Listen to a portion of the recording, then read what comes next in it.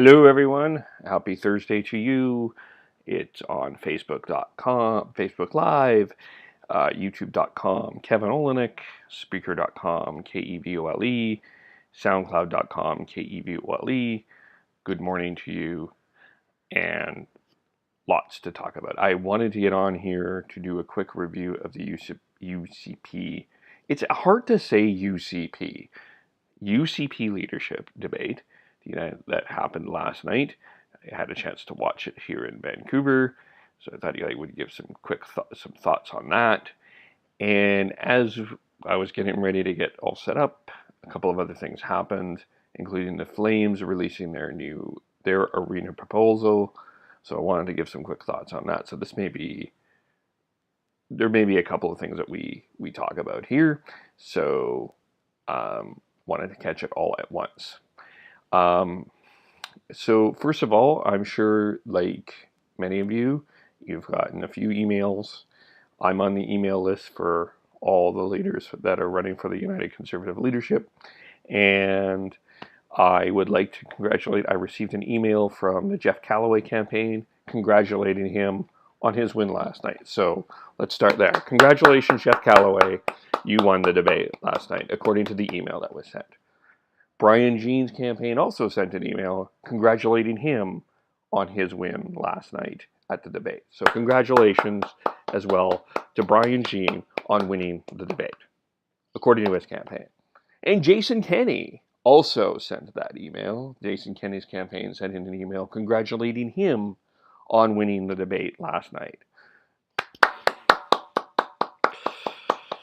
So congratulations to all three. Now, Doug Schweitzer's campaign also sent an email, but from where they were sitting, according to the email, he did very well.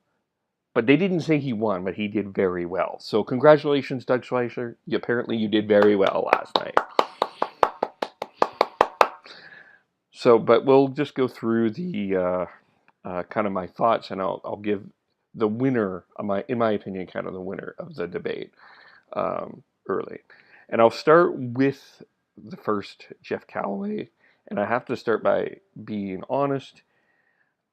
He kind of rubbed me the wrong way. He came across very, that's the first thing that he did is he comes up and says, I've got documentation of minutes, Bryan Jean, about your, on the vote of using your leadership power. And it just rubbed me personally the wrong way, because it felt like he was being not that he was being confrontational is necessarily a bad thing. It's a debate, and in general, that this wasn't an argument. I mean, this was like a civil Canadian beer chat that we're trying to determine four differences. But I just felt like Callaway throughout the night was just abrasive and came across condescending personally to me. I didn't really enjoy his style, and I was turned off by him, to be honest with you. There was a comment he made later on in the debate towards Dave Rutherford about economy and debts, and it's like, you insult my conservatism. It was a little over sarcastic and a little too much for me to really take him seriously as a leadership candidate. So I felt like of the worst, of the four, I felt the weakest might have been Jeff Callaway. That's my perspective. Although an email suggested that he won, so they clearly disagree with me on that. But I felt that Jeff Callaway separated himself in a negative way from everybody else. Bryan Jean. From the people that I see, I've never met Bryan Jean myself, but the people that have met him and know him think he's a wonderful human being and a fine family man and a fine man. He's been through a lot. You have to give him credit through the whole time that he was the leader in the Wild Rose, when it was Wild Rose. He's been through a lot of stuff, house, family stuff. So I think you got to give him a lot of credit for just sticking in there still being, I'm assuming to being a great human being.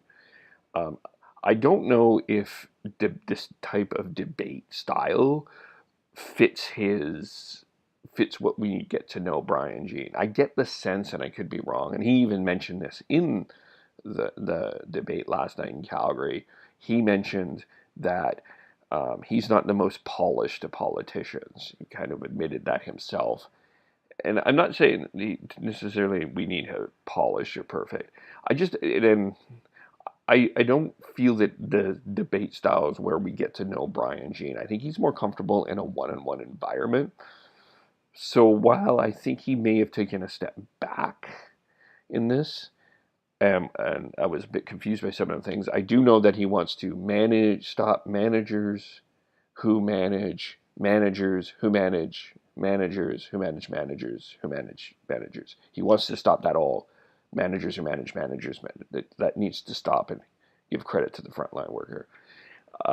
And he talked a lot about saving $2,500 a month for Alberta families. Those were his two key talking points. He stuck to them pretty well, but I think he's better on a one-on-one campaign kind of thing, and meeting him in person, I think you would get a lot more out of Bryan Jean. So I think that's where Bryan Jean will probably have an edge over everybody else. I think is just his personality in a personal setting, I think, is different than getting in a debate. That's my sense. I could be wrong, and you could certainly disagree with me on that. Comment below and tell me I'm wrong. I'm fine with that. I'm just giving you my opinion. Doug Schweitzer, I thought he started off talking about the social issues that kind of plagued what the United Conservative Party has been dealing with, and the controversies around that. He shot off the bow with the gay-straight alliances. He talked about outing gay kids. And what was interesting is that no one had, the rules was you could rebut, and I didn't hear a lot of rebuttal on social issues from Callaway, Jean, or Kenney. They stayed completely away from that. I felt they stayed completely away from that. And Schweitzer talked a lot about millennials and families and businesses. I do not agree with his idea of moving the minimum wage to $12.20 an hour. I don't think that's going to help a lot. But he did make an interesting point when he talked about when the economy was going good in Alberta, you could stock shelves at Superstore for $17 an hour. So there was things that were rather interesting there. I thought he might have made the best impression, because I don't know if people really know Doug Schweitzer, so I thought this debate helped that. People get to know Doug Schweitzer, so in that sense, I think he gained. But the thing that struck me is Jason Kenney had his talking points. He came across composed, in my opinion. He knew what he was talking about. He gave his information. He had his facts that he wanted to present. There were things he didn't want to talk about. He didn't want to talk about any. He really wasn't interested in talking about social issues. And he was ensuring that he wasn't going to get trapped, even in this leadership or on social media. And in that sense, I think Kenney put himself probably in the position that I think he's going to win the leadership race and probably the best candidate. Whether you like that or not, whether you think that's best or not, that's your decision. And I'm not necessarily a big fan of that, but there's a lot of people that really like Jason Kenney. They've liked him from the start of this a year ago, and he didn't really change that anybody's mind. I saw a few polls that he won. Like when you did polls, the people that were doing polls, he was the one that won by one point. There was 60% of the vote that he won. That doesn't mean anything necessarily, but he's surely, I think the one problem that I saw is that there weren't a lot of challenges or pushing on anybody. It was like they were out having a beer more than they were actually knocking heads. They generally agreed on a lot of different things, So, but they didn't really push Jason Kenney too much. So I think the next 4 debates, you need to see a little bit more of that to challenge Kenney and his policies and him being a leader. So in terms of the 4, I think that Kenney came out the best. But the winner, I feel, was Rachel Notley. We don't give, I'll explain why in a second, but we don't give her a lot of credit for what she did to win the provincial election a few years ago. There's a lot of it has always been, well, it's the PC party that slipped up. It was the PC brand. It was this.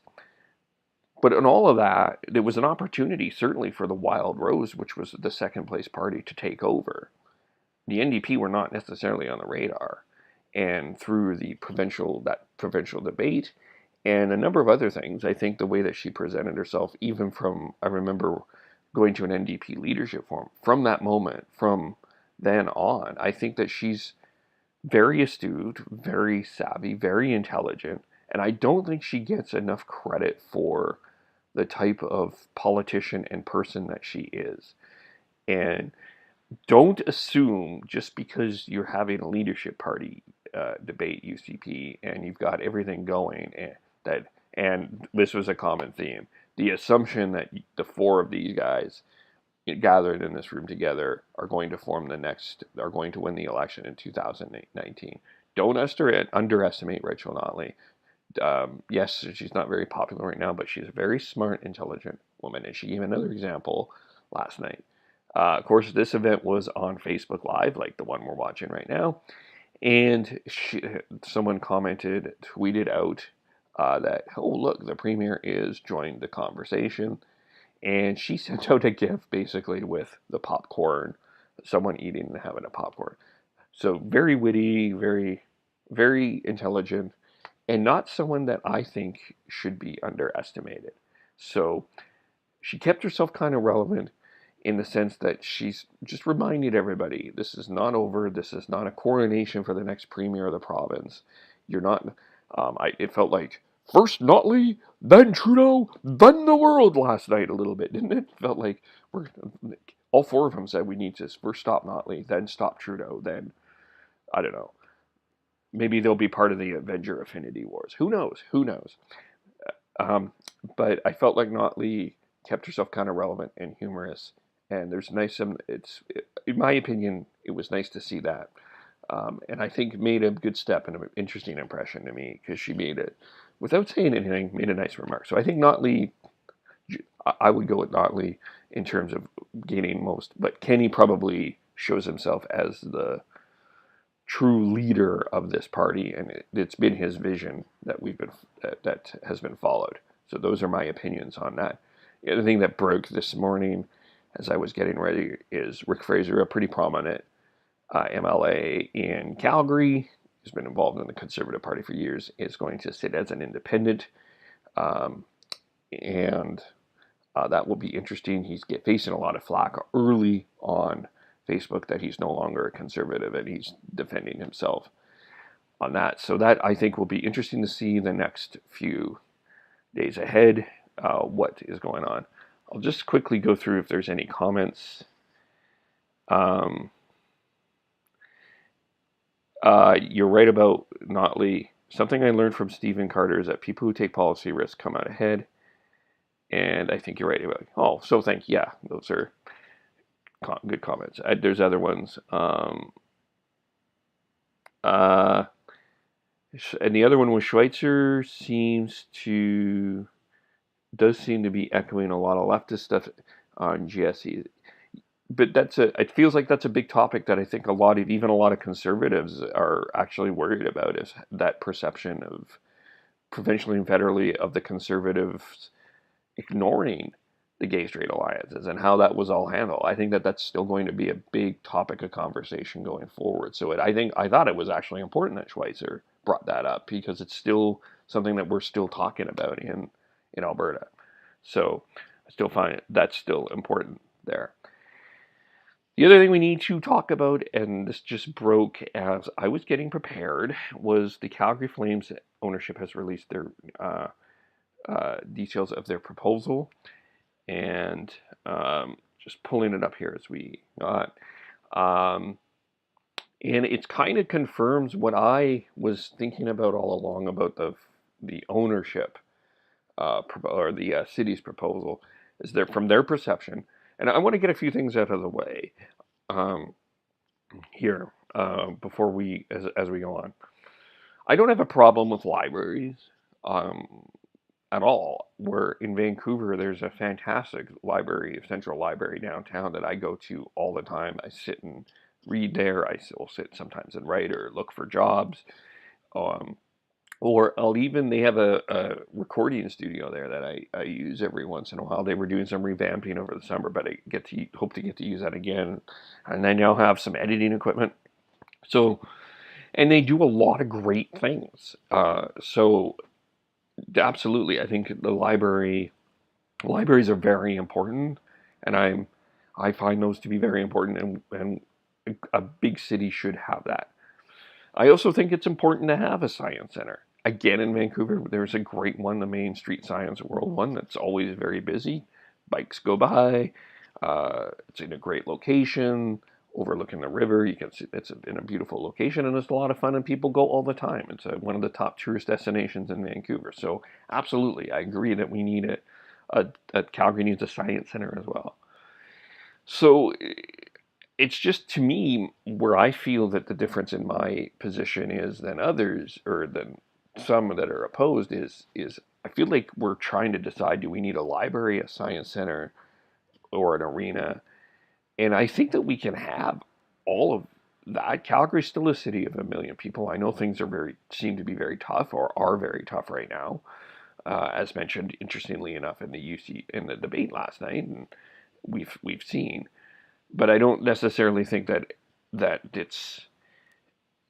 we need to make it's not like one or the other. There's an opportunity, and everybody, and it's not like other communities and other areas in the arts and everything else, they all contribute to the city in many different ways and in fantastic ways, and we should be contributing in fantastic and magnificent ways.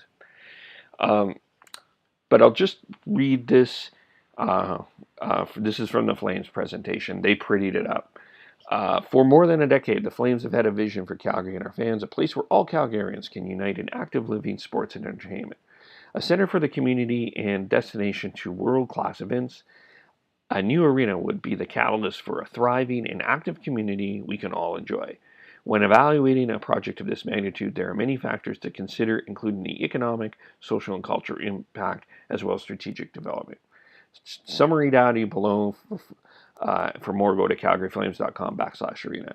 481 Flames annual economic impact. They directly 291 million, indirect 190 million. And they're talking about wages and airfares, restaurant, transit, parking, a bunch of that. Over 5,800 full and part-time jobs, directly and indirectly. And here's the rest of the Flames proposal. Click. Basically, it's a $275 million, and they feel, and it's the suspicion that I have. They're willing to provide $275 million, which they say is similar to the prepayment of a rent for 35 years of occupancy. Excuse me. And it also included a release an additional, so I'm reading as I'm looking here because I'm just basically came out. So basically they're offering to put up $275 million for a new arena. That's what they're willing to put up. Now, I don't think that this is the best proposal. I don't think that this is the city's best. What we heard last week is the best proposal. And I don't know if this is the best proposal for the Flames, necessarily from Flames ownership. I do think that this is somewhere in the middle, but we can now see where we're apart. It appears from the Flames perspective, and I know that some of you will disagree with this. They feel that what the ownership, what the city offered was a loan, and the city is paying too much, and they are trying not to necessarily use taxpayer money as much as some are trying to paint that narrative. It looks like the Flames are trying to work with the city to have the city pay more and so. And I think the other thing is that confirmed with me is they certainly don't want to be in Victoria Park. I think they want out of there. I think there's a number of reasons. Someone made these comments on Facebook, on my Facebook. Stampede board seems difficult to deal with. And I think they want out of that relationship. That's my sense. I don't have any inside knowledge, but that's what I'm feeling from what they're proposing. So, and of course, Ken King said that we're no longer negotiating and we are leaving the table. I'm not buying that. I don't think you release a proposal without telling to the public of the city that you're in without saying a bit that I think subtly, I think they will get back to the table here at some point.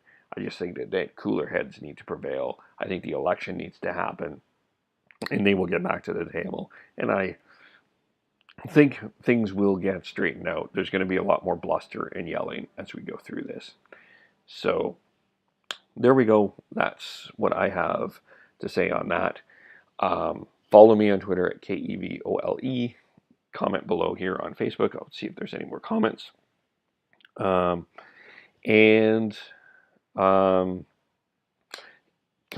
below. Spreaker.com, KEVOLE.